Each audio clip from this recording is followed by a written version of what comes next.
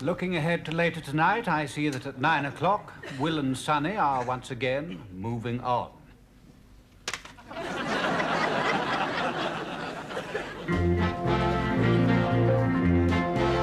Hey, Sonny, look what I found. My God! Go get a doctor, quick! Say, Sonny, you hurt bad?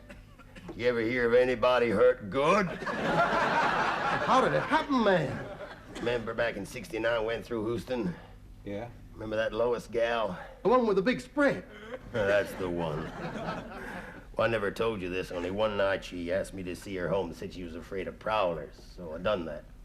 Get up to her front door and she said she was afraid of the dark. Would I go in and switch on the lights? So I done that for her. And then she said she'd hurt her hand and would I mind helping her take off her clothes? So I done that for her. And she sat down next to me in the divan and she sort of leans across me and switches off the light.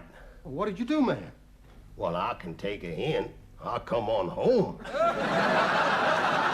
You see, just now I was working away and I had in my hand one of them little sharp-pointed little oil things. Nipples. It's true. You see, I get to thinking about Lois, and it suddenly dawned on me what that gal really wanted me to do. You know what I did? Put my hand up to my forehead like that. I went, wow! You know what? Done it again.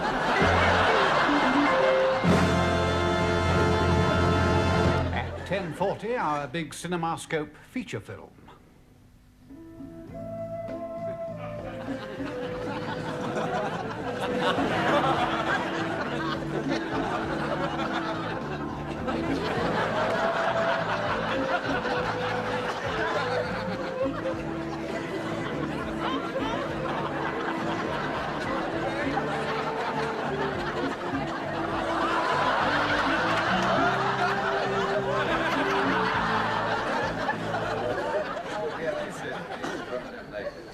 Day after day in their darkened huts.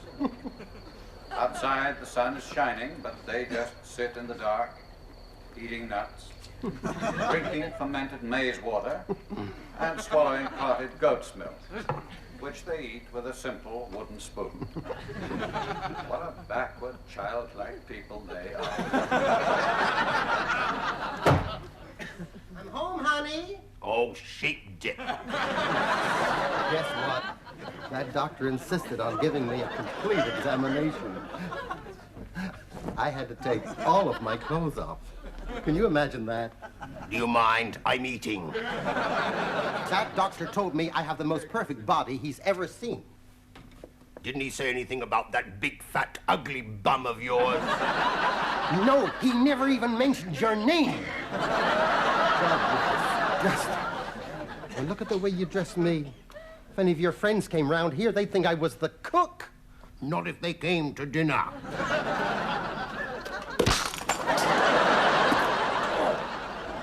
It's our anniversary. Oh, it's our anniversary. Big deal. You remember our wedding night? Gosh, you were so eager you didn't even give me time to take my stockings off. Tonight you'll have time to knit yourself a pair. You skunk! Nick and Honey. Congratulations, dear. Oh, for me? Yeah. Oh, how kind. Oh, you and Martha have been married for 14 years. It's funny. I don't remember breaking 2 mirrors. Mom, 14 years married to that great big He-Man. He-Man? Honey, that feller of mine got a hernia trying to inhale a filter cigarette. Well, I never did. Honey, you must have done. The girls at college adore him. Doesn't it ever worry you, him chasing after girls? Honey, I've got a dog that chases after cars. But if he caught one, he couldn't drive the damn thing! Why don't you lace up your mouth and rant out your head as a football? Men like me don't grow on trees, you know. No, they swing from them. Well, we just stepped by to wish you well. It's been lovely. It really has.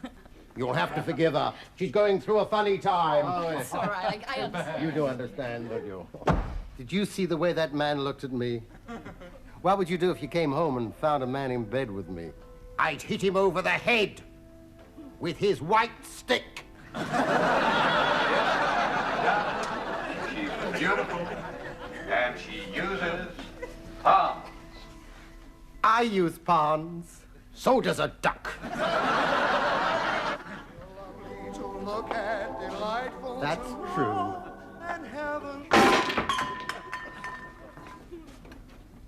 There. You think I'm lovely, don't you, Polly? Polly, say you're lovely. Say you're lovely. You're lovely. You're lovely. You turn me on, you sexy thing. You turn me on, you sexy thing. Come along, my dear. Time for your bed.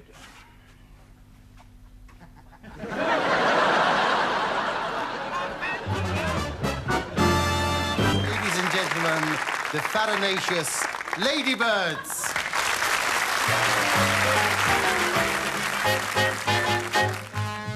Abba-dabba-dabba-dabba-dabba-dabba, said the chimpy to the monk. Abba-dabba-dabba-dabba-dabba-dabba, said the monkey to the chimp. All night long they chatter away. All day long they were happy and gay, swinging and singing in a honky-tonky way. Abba-dabba-dabba-dabba-dabba-dabba means monk, I love but you. Abba-dabba-dabba in monkey talk means chimp, I love you too. Then the big bird flew one night in June. He married them one very soon. They went up on their abba-dabba honeymoon. You could bring Pearl, she's a darn nice girl, but don't bring Lulu. You could bring Rose with the turned-up nose, but don't bring Lulu. Lulu always wants to do what the boys don't want her to. Every time she starts around, London Bridge is falling down. You could bring cake or fillet of steak, but don't bring Lulu. Lulu gets blue and she goes cuckoo like the clock upon the shelf. She's the kind of smarty who breaks up every party. Hullabaloo, don't bring Lulu, she'll come by herself. I won't dance, don't ask me. I won't dance, don't ask me. I won't dance, dear sir, with you. My heart won't let my feet do things they should do. I won't dance, why should I? I won't dance, how could I? I won't dance, merci beaucoup.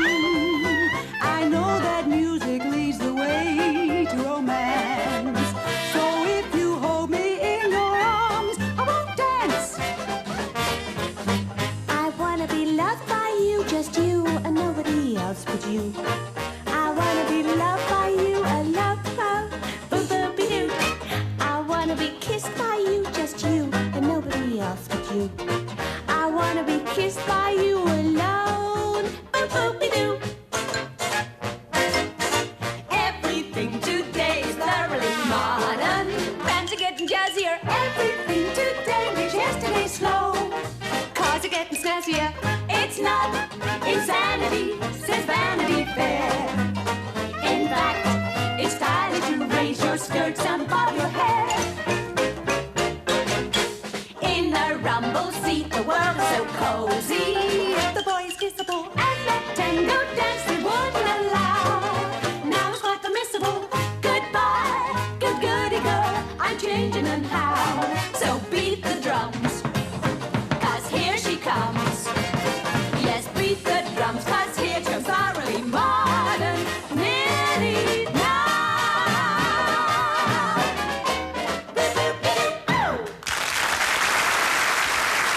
Oh, there's a fly in my soup.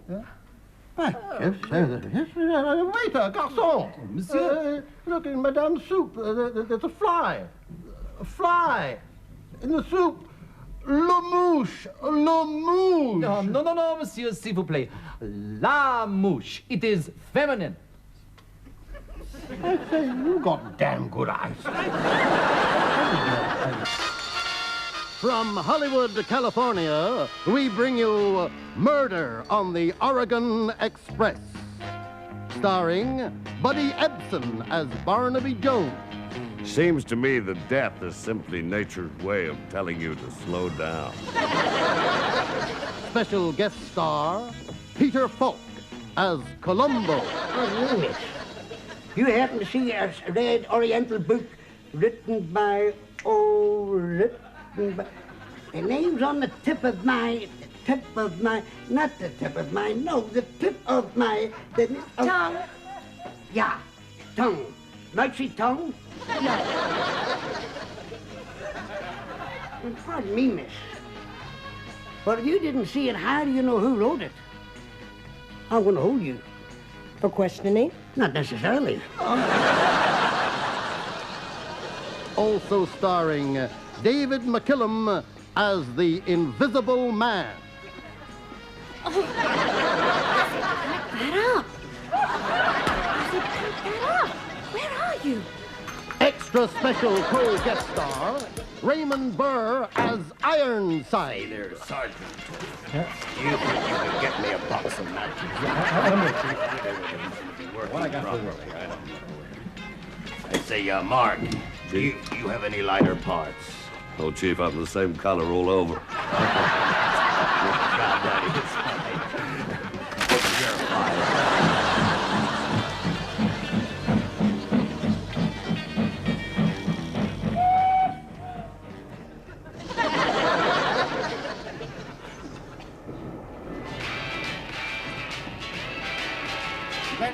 Now, hold on there just a minute. My name's Marshal McLeod, and I'm here to tell you this compartment is reserved.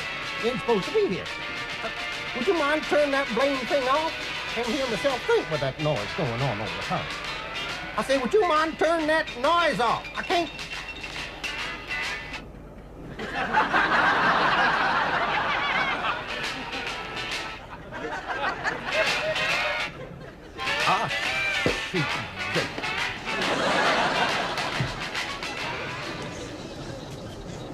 Mind if I join you, Cannon?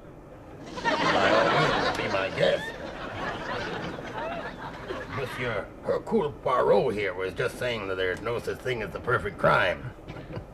It is quite true. Yeah, I'll go along with that. Well, I remember one time in New York, we had a fella rob a bank, didn't leave no fingerprints nor nothing. He got clean away with over $500,000 in used notes.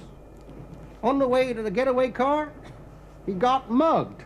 Well, we all make mistakes. We sure do. Well, I remember one time I followed a platinum blonde in a long black gown for 4 blocks before I found out it was a high court judge. The case comes up next Friday. We in Paris, France, Europe, also have a lot of vice and cream. Stealing, robbery, burglary, shiplofting, and pickpocketing. Shoplifting and pickpocketing. Not to mention manslaughter. Manslaughter? I said not to mention manslaughter. Monsieur Poirot, I must admit I find your conversation completely resistible. But unfortunately, my stomach is beginning to ask if my throat is cut. So if you'll excuse me, I'll just amble along to the dining car. Oh, pardon me, Sergeant Pepper. Oh, dear. Oh, God, I'm sorry about it. I haven't been so embarrassed since I was with the president's daughter, examining her magnificent pair of pistols. The speaker ran across the White House lawn.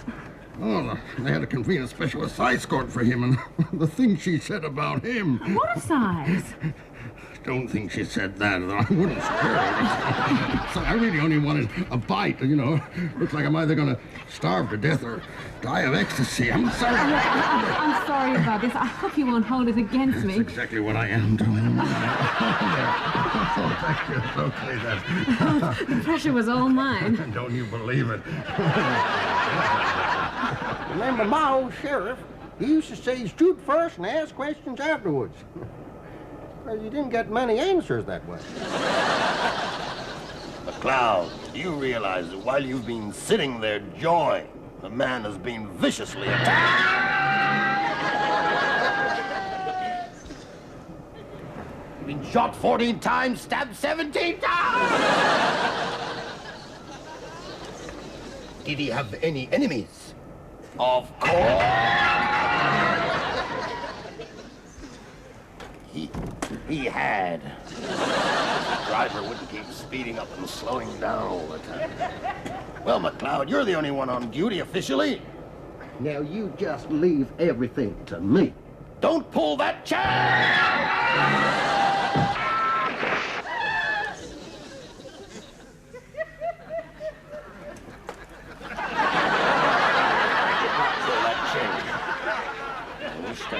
You had. Well, get on with it, McLeod. Well, all right, I'm going. Say, either of you two fellas know anything about a murder? Come on, sweetheart. I'm on vacation, do you mind? Hey, you don't think he had anything to do with it, do you? Hey, meathead, tell him what's written on the barrel of your gun. It says, hold by the other end. What I tell you? Who loves you, baby? You're beautiful. McLeod, why don't you check who went near the victim's compartment? Well, I know who went up that way. I'm gonna shame him into confessing, like we did back in Little Creek. I'll tell him I know everything. That's what I'm gonna tell him. You want to see me, McLeod? Cannon, I know everything. You know everything? Yes, Cannon, everything. Well, McLeod, I mean, see it my way. I mean, you were away and your wife was lonely. I was lonely, and we were sexually attracted to each other because she's a very attractive woman. She's big. God, she's big. I mean, Cannon, I have to, but you. I'm sorry about that. I couldn't help it, you understand? But don't that beat all? You wanted to see me, Marshal? Sergeant Pepper, I know everything. Everything? Yes, Sergeant Pepper, I know everything. Oh, sir, I'm not really immoral. It's just that I can't say no to a man in uniform. I mean, I'm not an nymphomaniac.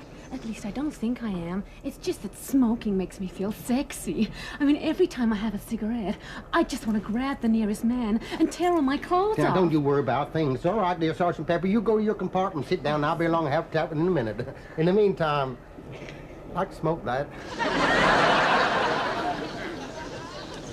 Well, I never did. But I sure as hell am going to. You want to see me, McLeod? Barnaby Jones, I know everything. Everything? You know everything? Yes, old timer, I know everything. My son! My little baby boy. Sheep dip. This has been a Quinn Martin, Barton, Harton, Larton, and Fargo production.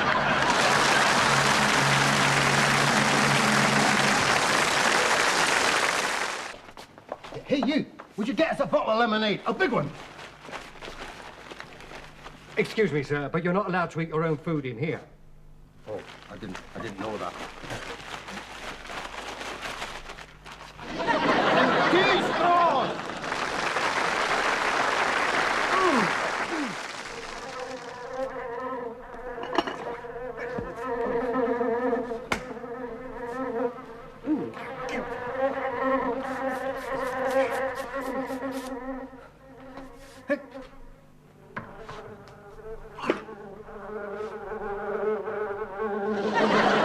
Say good evening to the ladies and the gentlemen.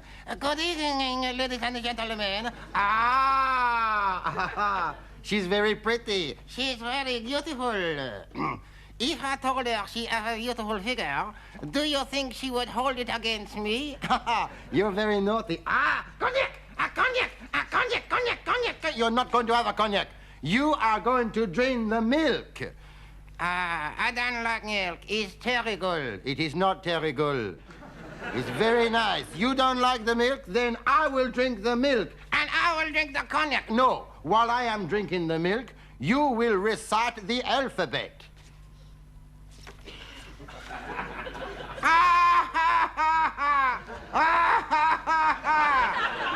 Incorsical.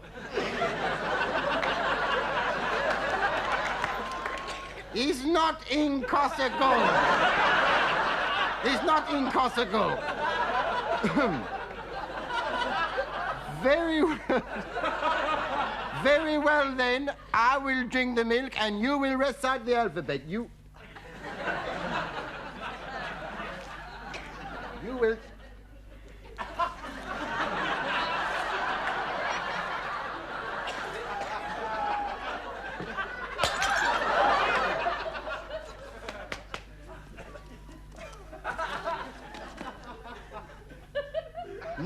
No, this is real.